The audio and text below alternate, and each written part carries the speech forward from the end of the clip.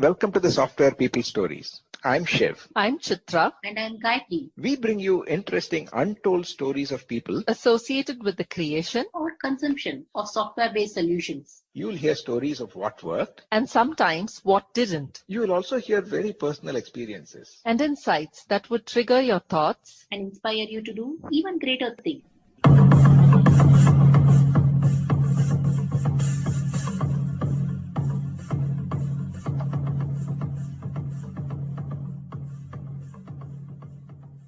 Hi Shiv, welcome to the Software People Stories again. Hi, Shugru. Thanks for having me. Yeah, it's always a pleasure. In fact, this time it is part of the special series where we've been understanding other PM Powerians towards the end of the year when we reflect back and want to look at something new and what we want to do, all the hopes and aspirations for the next year. So it's more about learning, and personally also, I've been having a lot of, curiosity in a way about how some of us have been doing it, or some of you have been doing it. And I thought we'll change the format a little bit. And I have just one question for you, maybe two questions. Second is the part of the first one. No, one is, I know that you are always eager to learn. No, you keep reading a lot of books. And when some of us share some, say, either situations or something like that, you always want to know more. You have a detailed conversation, all that happens. So the question is, how do you develop or keep this curiosity alive and in trying to assimilate so many different things? The second part is, you've been very good at creating these caselets and situations and story-based narrations and so on. And some of them, I recall, are based on things that you have observed or you had explored long back. So how do you remember those things and then put them into a context and then create a kind of a contextual story? Both great questions. Let me try and see, how to answer them. The first part is, learning and curiosity. I guess, some of it is just, it's just part of my persona, I guess. One of the things that I've realized over a period of time is that learning things is a kind of, is almost a life force. Unless you learn, you don't progress, you just stagnate. And therefore, for all practical purposes, as somebody said, you make a choice. Do you want to start living or do you want to continue to die? We are all dying all the time, no doubt. But it is a mental choice that you say that I want to put a stop to dying and I want to be more conscious about living. Very powerful. So I think, in my stage in life, I think that's very important. It keeps me alive. It's not to say that my curiosity has suddenly jumped a few notches in recent times. No, I've always been very curious. In the past, what used to happen was, and this is a thing about learning any new things. When people, maybe I speak for myself and probably a vast majority of people, learning is a moment of vulnerability, right? I mean, when people around you know that you're trying to learn something, you're also aware that, there are people who know this particular topic or subject much better than you. And you are a little worried that, oh God, I'll show myself as being so ignorant or being all thumbs in picking up a new skill or whatever. So I think there is some psychological issue also concerning the experience of learning and people who want to kind of get into it, not worried about how they will look or whether they will make mistakes and so on and so on. Maybe in some earlier part of my life, I used to be conscious of that. And over a period of time, I think hopefully, I've gotten over it. So as long as, one doesn't make the same silly mistakes over and over again, I suppose, that's okay. And I used to say to some folks in the class in training sessions that, don't be afraid to ask questions thinking that, I don't think I should ask this because, that's a stupid question. So I used to tell the class that the only stupid question is the question which you did not ask. So, so I kind of, that message to the class also, I suppose over a period of time, hopefully I have internalized. So I like to ask questions. It doesn't matter, whether they are stupid questions. not stupid questions, profound questions, etc. So these are things which I have been born with. And over a period of time, I became more conscious and get out of those comfort zones, as they say. And then, if you want to get out of the comfort zones, you have to learn. You have to take whatever it comes in the process of learning. Ask people, read up, and so on and so forth. Of course, there is always, there is this thing that, the learning, if it is just in time and it is immediately applicable, that adds to the motivation for learning. But I'm not very, focused on that. I said, I just like to learn. Maybe, something, it will get stored away someplace and it will come in handy, if I'm trying to advise or help or coach or whatever. So that's somewhat of a long answer, I think.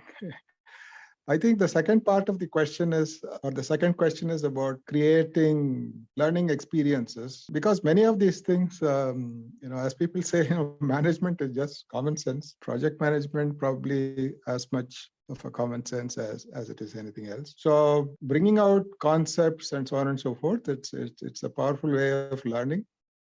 People remember these stories and hopefully the underlying concepts also. It makes it fun both for the trainer as well as for the class, hopefully. The thing that I do is, again, it is something which is, I'm just born with a fairly good memory, sometimes very detailed memory of some, very trivial things which happened long time back. So sometimes people say, a dear friend of mine, known to both of us, he has actually said, sometimes a very long memory is not necessarily a good thing, Shiv. So one needs to be very selective. Remember only the pleasant things and get rid of the ones which are not very pleasant.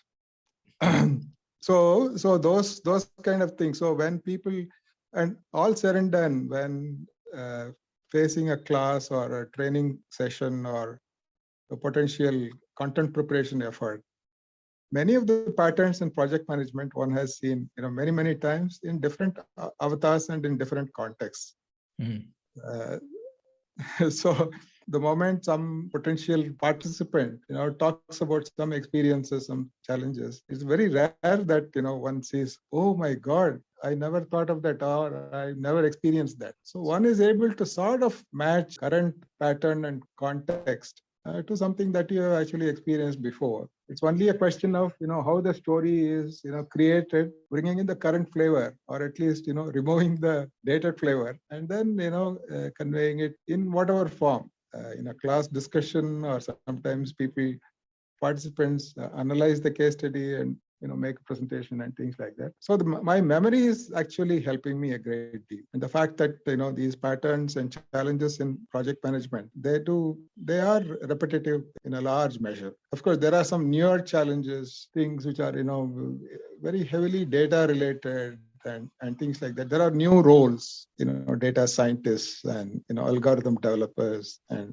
things like that, and full stack engineers and so on and so forth. So all these things need to be tweaked a little bit to take those, newer variations in roles, responsibilities, and, challenges in projects, individual as well as project challenges. Yes, it does. And it triggers some more questions.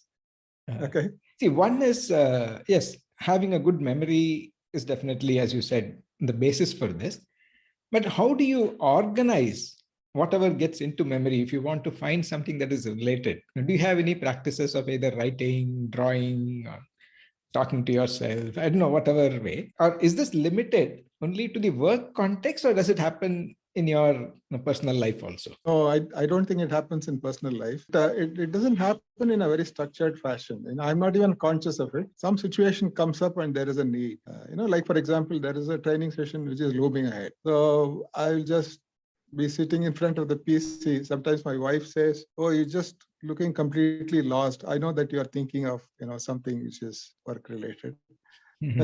So sometimes I sit and, stare at the screen for a long time and absolutely nothing happens. So something is cooking in the background. And sometimes I deliberately switch it off because then the thought process may not lead to anything at times. So I just put a stop to it. And then maybe, when I'm doing something else, maybe taking a shower or something, going for a walk, and suddenly something clicks and it all comes together. So it's a fairly process. There's really no structured approach to this whole thing.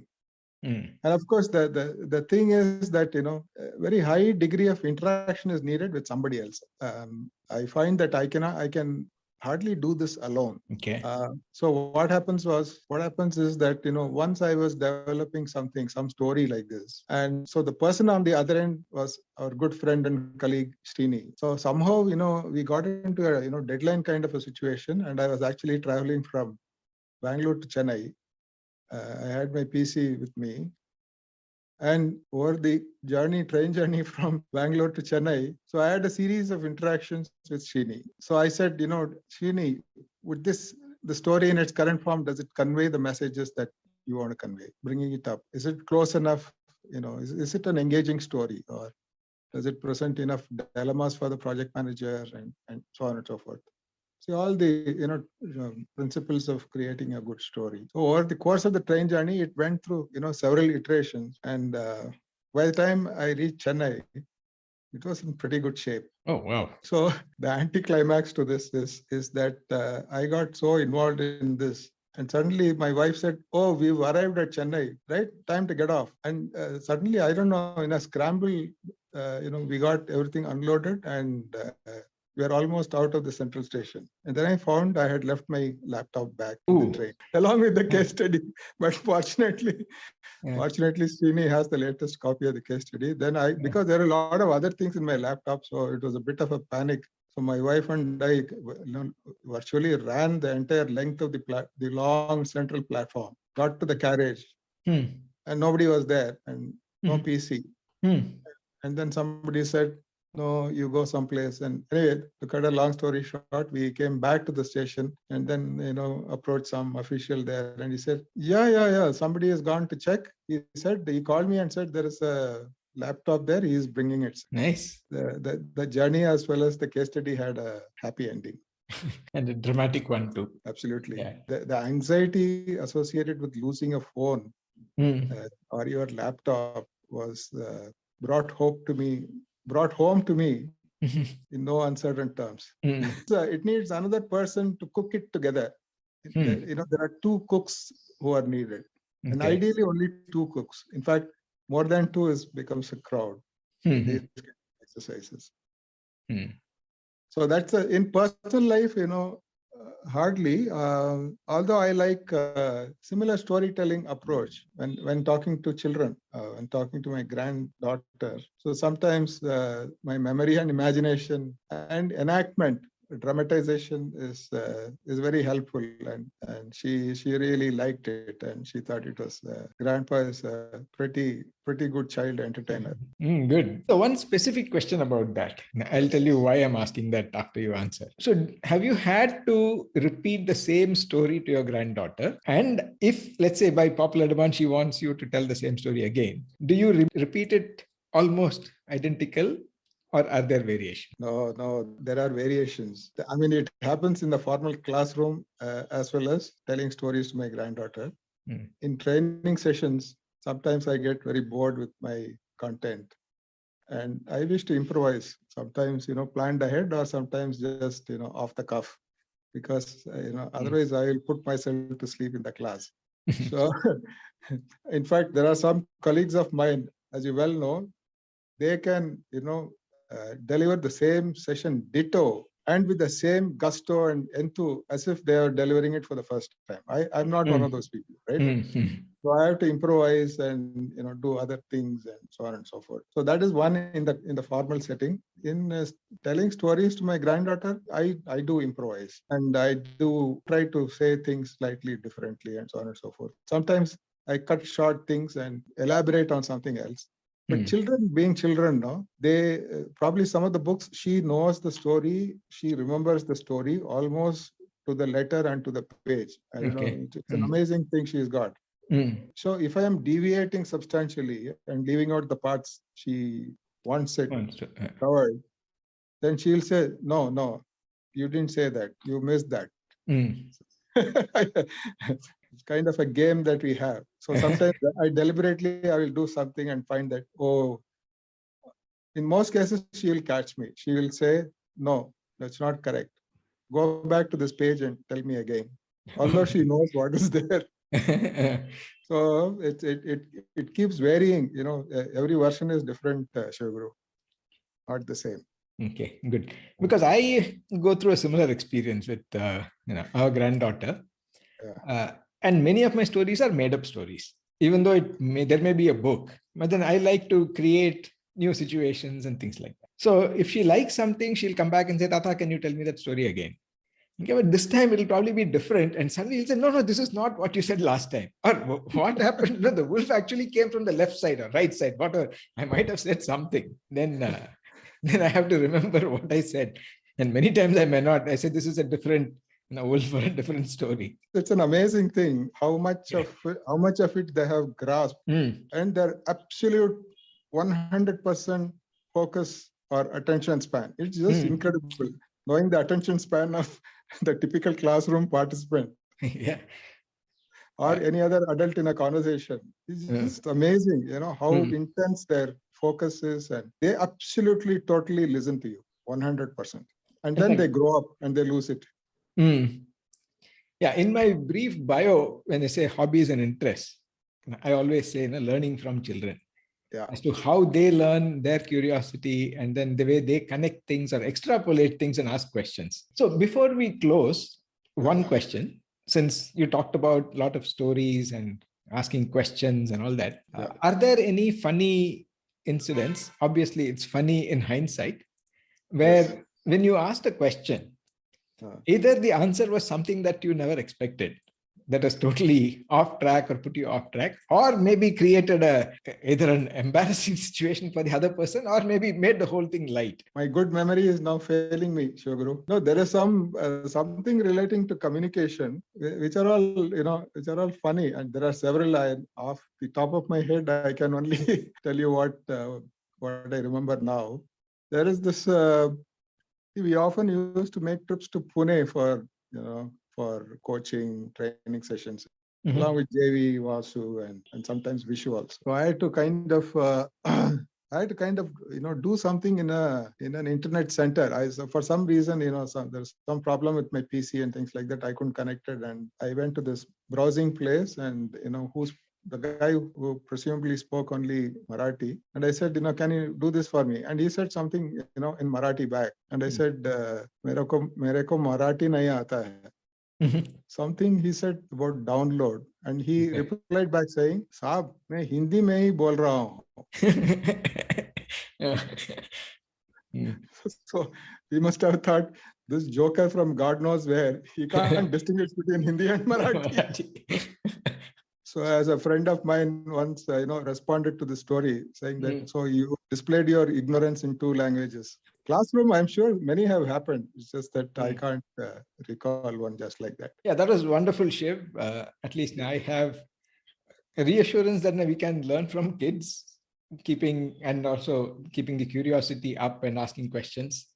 I think that's something that I'll try to do more in the coming year. Great to talk to you, Shiv Guru. Thank you. Thanks, Shiv.